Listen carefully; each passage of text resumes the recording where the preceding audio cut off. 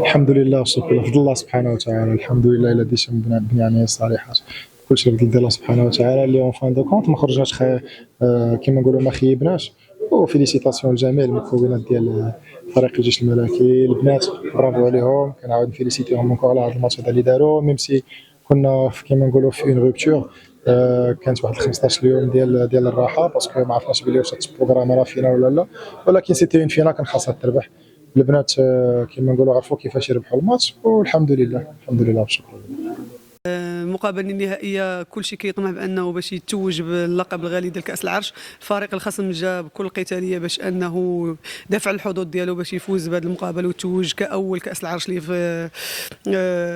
في المسيره ديالو. ولكن حنا كنا عازمين باننا باش نحافظوا على هذا اللقب كاس العرش وندخلوا الخزانه ديالنا. الحمد لله بالقتاليه وبمجهودات اللاعبات استطعنا اننا نفوزوا بهذه المقابله ونتوجوا ك 11 لقب ودخلنا الخزانه ديال الجيش الملكي. حنا فرحانين بزاف بهذا الفوز، فرحانين لحقاش ما كنبخلوش على الفريق حتى شي حاجه باش اننا نحصدوا الالقاب، وكنتمنى من الجمهور العسكري يجي ساند الفريق. حنا محتاجين الدعم ديال الجمهور. اليوم المباراة كانت صعيبة بزاف كيف ما شفتوا. كنبغي نهنئ البنات، كنبغي نهنئ الستاف، كنبغي نهنئ البريزيدون. دونك بغيت نقول لهم فيليسيتاسيون والله يعطيكم الصحة. درتوا ماتش واعر، كنتوا في المستوى، نستاهلوا لا فيكتوار. كيف ما تشوفوا البطولة الوطنية راه طلعت بزاف وتقدمات بزاف، كان ماتش قاصح بزاف، كانوا محاولات اغوش ادغوات.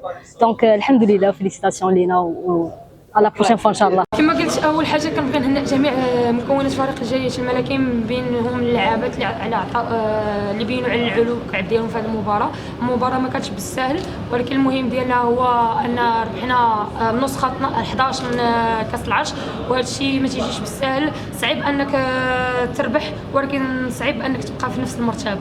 وشكرا. ونشكر ستاف تكنيك ميديكال والاداره ديال فريق الجيش الملكي.